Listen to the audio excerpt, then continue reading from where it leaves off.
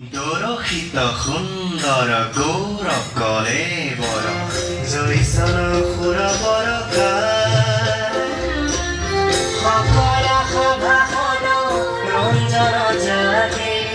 গৰখনে কবি কীৰ্তন দশম গুণমালাতে আছে তোৱা গুণনাম কাজী শিপিনীৰ কাজী কাম পদ্মশ্ৰী হেমপ্ৰভা চুতীয়াৰ নতুন চমক 2013 চনৰ পৰাই তাঁতশালত ধৰ্মগ্ৰন্থ বৈ থকা মৰাণৰ হেমপ্ৰভা চুতীয়াই ইতিমধ্যে গুণমালা নামঘোষা ভাগৱত গীতা সংস্কৃতত আৰু ভাগৱত গীতা ইংৰাজীতো বৈ উলিয়াইছে এবাৰ ৰাজ্যবাসীৰ লগতে মৰাণবাসীৰ বাবে আহিছে আন এক গৌৰৱৰ খবৰ শেহতীয়াকৈ হেমপ্ৰভা চুতীয়াই বৈ উলিয়াইছে পঞ্চমখন ধৰ্মপুথি গুণমালা এবাৰ ইংৰাজীত গুণমালা বৈ উলিয়াই চৰ্চাত হেমপ্ৰভা চুতীয়া ইংৰাজীত গুণমালা বৈ উলিয়াওঁতে সময় লৈছে 2 বছৰ 9 মাহ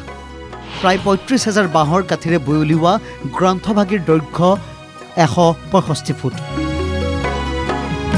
দুটা খণ্ডত বৈ উলিওৱা গ্ৰন্থভাগীৰ মুঠ দৈৰ্ঘ্য 230 ফুট 2 বছৰ 9 মাহ 28 দিনৰ অন্তত এৰী সূতাৰ দিঘ আৰু বাঁহৰ কাঠি বাণী হিচাপে লৈ ধৰ্মীয় পুথিভাগৰ 4টা অধ্যায় আৰু এৰী সূতাৰ দিঘ তথা বাণী হিচাপে লৈ 2টা অধ্যায় তাঁতশালত বৈ উলিয়াইছে কাজী শিপিনী পদ্মশ্ৰী হেমপ্ৰভা চুতীয়াই ধৰ্মীয় বস্ত্ৰভাগী বোৱাৰ ক্ষেত্ৰত বাঁহৰ কাঠিকে ধৰি সকলো সামগ্ৰী নিজেই প্ৰস্তুত কৰি লৈছিল হেমপ্ৰভা চুতীয়াই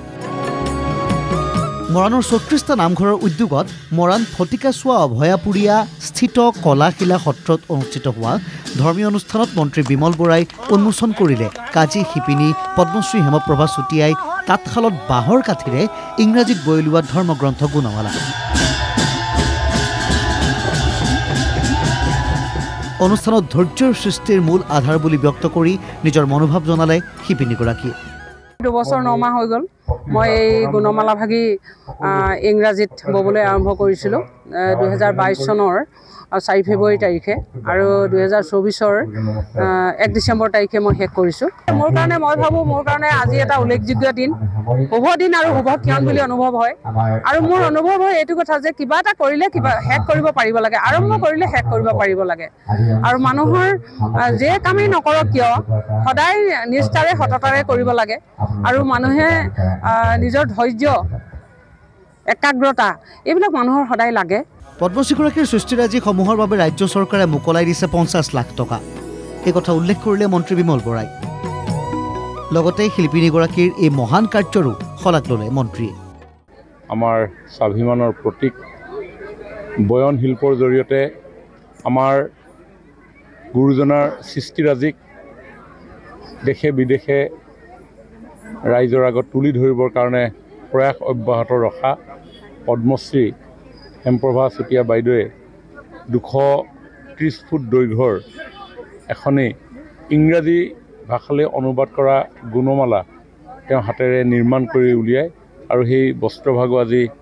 আনুষ্ঠানিকভাৱে উন্মোচন কৰা হয় মই ভাবোঁ আমাৰ বস্ত্ৰশিল্পক